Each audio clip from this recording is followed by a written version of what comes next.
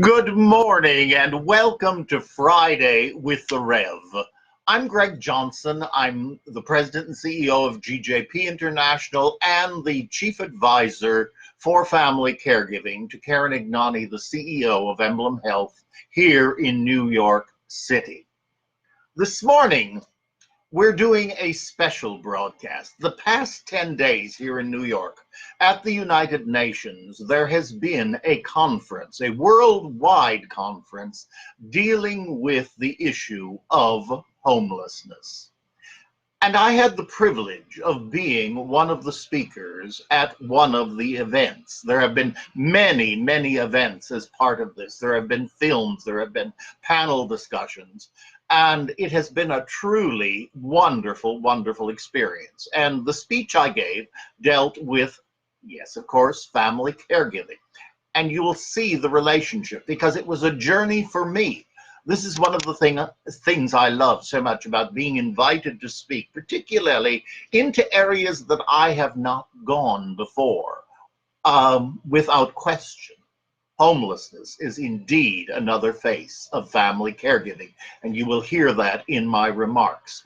So I decided that this morning I would share with all of you the speech that I gave. It, I'm happy to say, was the third time that I have been invited to the United Nations to bring focus to my passion and our passion, family caregiving.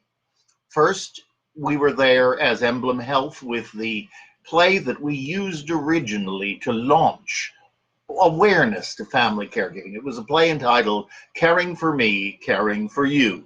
And it was at the time Kofi Annan was the Secretary General of the United Nations. And as we watched the play, he was there. I'll never forget, I was standing in the back where he was. And he looked at me and he said, "Greg, I wish you'd have brought this play much sooner." He said, "It's so long since I saw all the heads going in the same direction. We are united in family caregiving."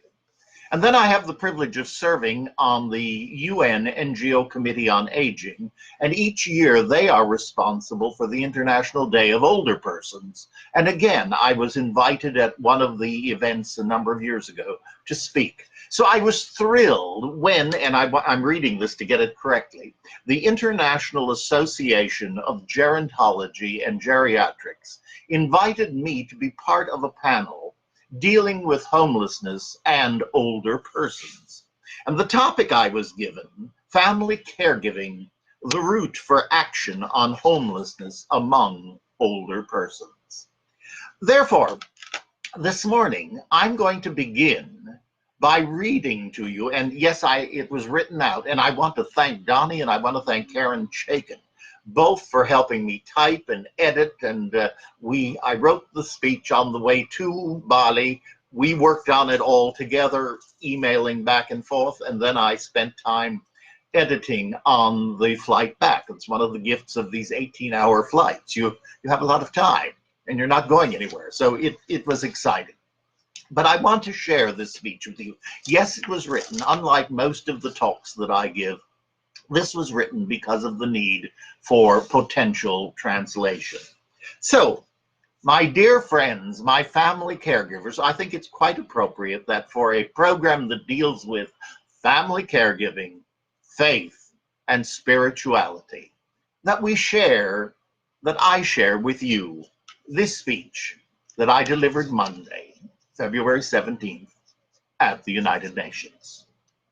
Distinguished delegates, ladies and gentlemen, good morning and thank you for the honor of participating in this conversation regarding homelessness. I feel privileged to have been asked to join you in this discussion. Some months ago, I received an email from Dr. Hans Storer, my good friend and a friend to many of you, telling me about this event. It was the first time I realized the amazing connection between my world of family caregiving and today's topic, homelessness and older persons. For unitive understanding, let me briefly share my personal involvement in the world of family caregiving. But first know that in America, we use the term family caregiver, and in the rest of the world, they refer to us as carers. Also, when we speak of family, we are honoring families of origin and families of choice. 20 years ago, when I began my work in this field, family caregiving was a topic often looked at very negatively, something often never discussed. Instead, it was merely expected that one would care for a loved one and not talk about it. My journey began in 2000 when Emblem Health, a major health and wellness company, invited me to establish an initiative to bring attention to the silent patient, the family caregiver. They knew then that many of their employees and members were family caregivers, and that many of them were at risk of becoming care recipients themselves. During these many years, I learned about the many faces of caregiving, ferreted out the various and diverse agencies and resources for family caregivers, and helped build a network comprised of hundreds of public, private, and not-for-profit organizations serving the family caregiver. From this diverse group emerged a core of focused individuals representing a myriad of approaches that, when taken together, offer a holistic approach to caring for the family caregiver. This group comprises the New York City Partnership for Family Caregiving Core, founded and funded by Emblem Health. And together, we speak to groups of employees within their corporate setting about the challenges of juggling a full-time job, part-time job, while being a family caregiver, providing insights and resources to promote self-care. Today, I am proud of what we have accomplished and continue to start each presentation wherever in the world I am speaking with the same greeting, one born of the core of what family caregivers are doing: putting feet to prayer, living in love, and actioning love for others. What I always start by saying is, thank you, thank you, thank you. Family caregivers are the backbone of the world's healthcare systems, built like a three-legged stool. What do I mean by that? The first leg is the care recipient. The second leg is the professional caregiver, the paid professional. And the third is the unpaid family caregiver, long neglected. You are love in action. Today, we are discussing homelessness, and I want to share my immediate reaction when I was asked to join you. In family caregiving, as in many areas, it is very important to look closely at the words at the word family caregiving itself. We are caregivers, not cure givers, and we've talked about this many times. Curing is left to the medical and psychological professions and the divine. We are not trying to change a given reality, such as ending a disease. Rather, as family caregivers, we are accepting the situation as it is and becoming aware of the reality, the resources, and the journey. Then we can move on in love to walk with our care recipient. In the world of homelessness, I again see love. Love as the core. For in truth, homeless persons are unhoused, non-housed, and we all know it is love that makes a house into a home. Now, in any venture or situation, when we begin from the point of love, we are inviting the creative force of the universe, of the divine, to walk with us one day at a time. As Father Richard Rohr, founder of the Center for Action and Contemplation, stated in a recent essay, love must always precede knowledge. The mind alone cannot get us there. And from their book, His Holiness the Dalai Lama and His Excellence Archbishop Desmond Tutu, retired, remind us, and I quote, that we are designed for community. We are people walking together in and with love, unquote. If you do not know that book, and we've talked about it many times on Friday with the Rev, I urge you, the Book of Joy. In our focus, we are walking in love and helping others to know the love that dwells within them, that they may reconnect with whatever portion of their life is broken, and together walk forward in caring, finding solutions that include all in the discussion, not shoving solutions on others, but meeting people at their point of need and then going forward in love. In a recent article that convinced me to share in today's event so that I might learn more from all of you, I was overwhelmed by the topics listed under the heading, How Homeless People Become Homeless. Here are the headings of the article: eviction or foreclosure, ending of a relationship, domestic violence, death of a loved one, coming out as LGBTQ, health issues, mental health issues, addiction. Yes, these are indeed hallmarks and reasons not only for homelessness, but also for the need of caregiving. In each of these cases, a person has been broken, challenged, lost, overwhelmed, and in need of others to walk with them into wholeness. And we know that takes many people. And it is this reason that again and again we are seeing all over the world the need to replace pyramid solutions with huge and ever expanding circles of care, compassion, love, understanding, and welcome. Places in which people can heal, be reminded they are a member of the human family, for every person, no matter how broken, is a precious child of the divine. Using whatever word works for you, each is a sacred soul given life to continue soul work and to share in service to others. Often that journey can be filled with hardship and brokenness, but when love comes forth, it slowly awakens exactly what is needed in each person. It is wonderful, caring, brilliant gatherings such as this that allow us to share potential solutions and synergy. In the world of family caregiving, we are expanding our understanding of who is caring for whom. Of course, it began with seniors being cared for. Then it moved on to seniors caring for seniors, and then seniors caring for grandchildren, kinship as it's called. But that was only the beginning, and many of the organizations that we helped to build were done so that we could name it as family caregiving and know its many faces. Then we looked carefully at the LGBT world and their unique patterns of horizontal as opposed to vertical family structures, as they were in the forefront of recognizing their need to support families of choice. Then we worked to support the family caregivers for veterans, left permanently challenged by the horrors of war. A young population with long-term needs, long forgotten.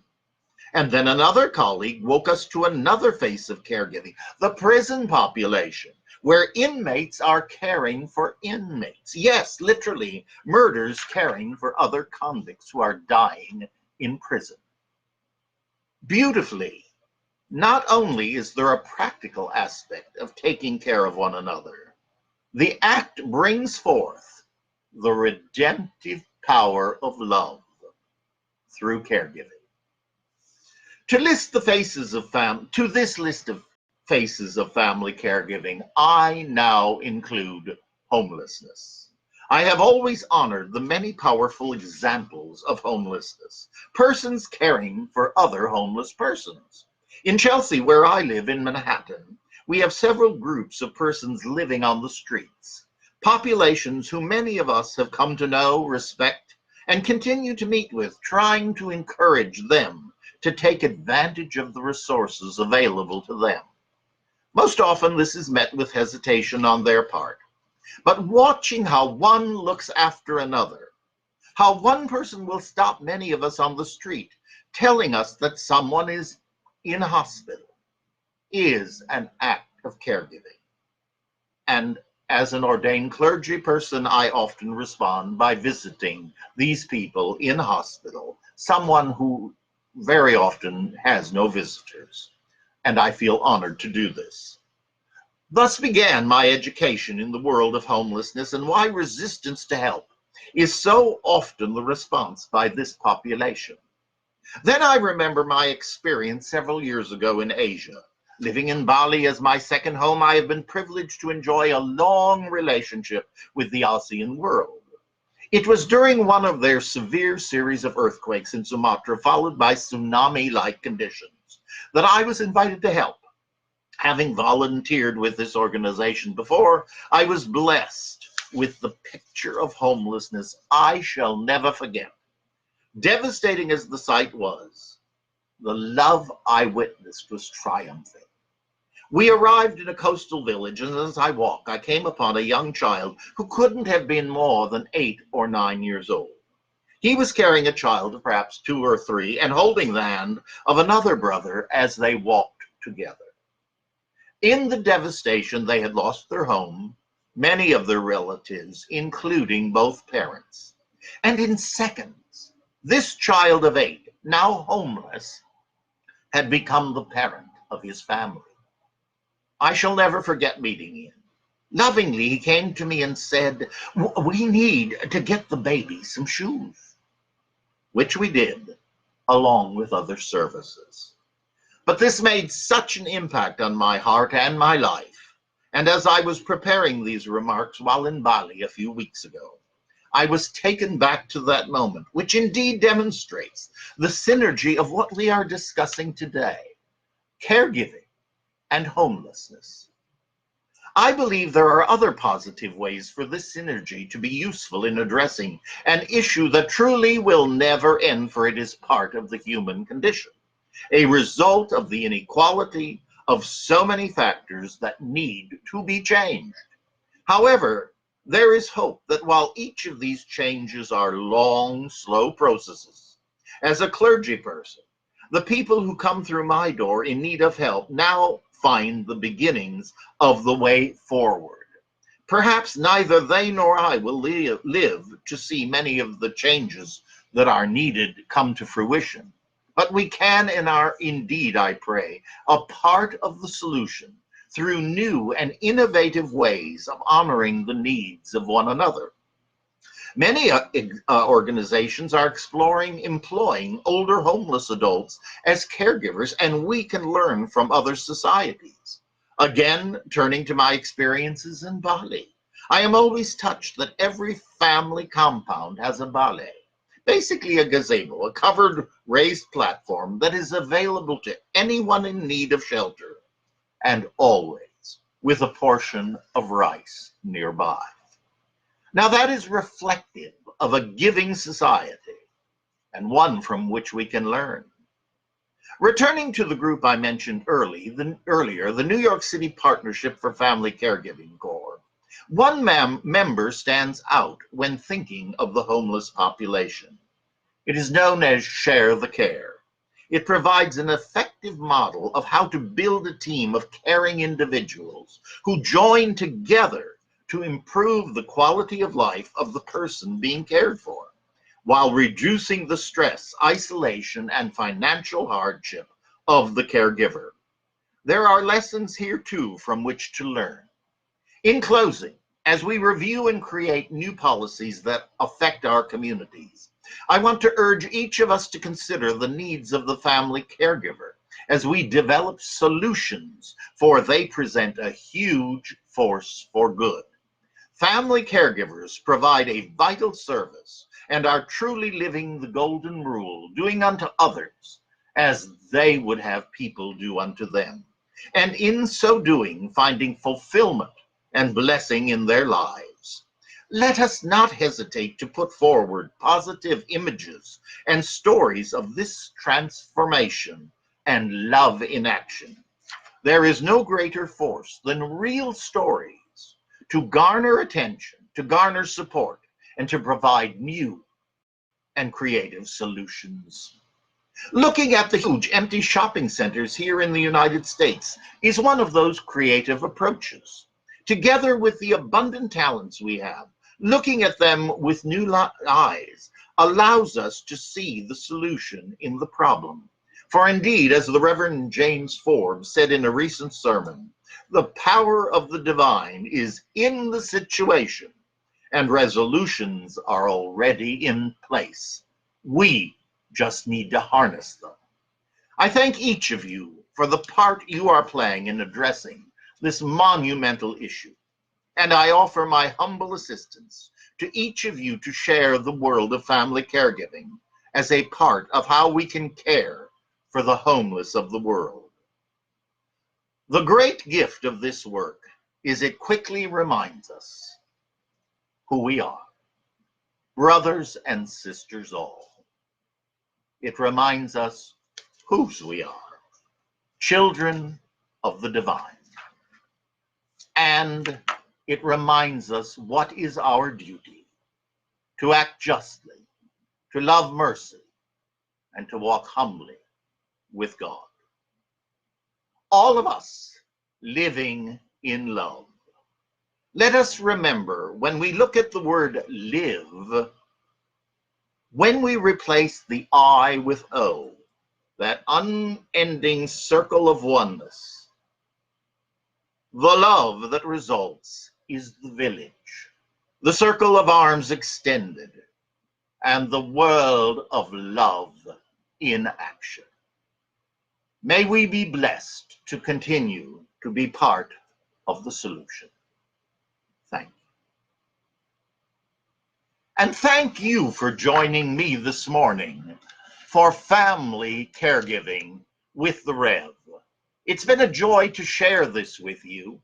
I ask you to think about it. It's available by simply writing to me, if you wish, at gjohnson@emblemhealth.com. I have copies of the speech. I would be pleased to share it with you, that you might share it with those with whom you are working.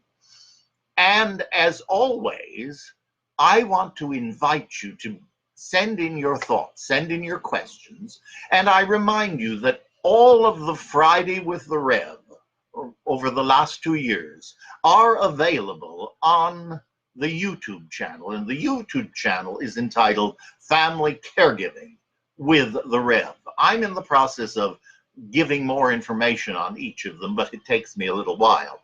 I need to listen to myself and then make some notes so that it can be helpful to you. So the program live here on Facebook each Friday is Friday Morning with the Rev, 8 o'clock New York time when we're in New York. And the group of broadcasts, the entire series, plus some other lectures and talks that I've given and conversations I've had with other people, all things that may help you or help someone you're helping on their journey in family caregiving, can be found on the YouTube channel Family Caregiving with the Rev. And now let us close this morning's broadcast. And before I do, I want to wish to all of our friends and family in Bali a joyous Galungan and Kuning. This is a time of the ancestors literally returning, a time of reflection, a time of remembering. And it's a very, very spiritual time in Bali. So blessings to all of you, love, joy, and goodness. And now let us pray. O great love, thank you for living and loving in us and through us. May all that we do flow from our deep connection with you and all beings. Help us become a community that vulnerably shares each other's burdens and the weight of glory. Listen to our heart's longings for the healing of the world and for other petitions we now silently make.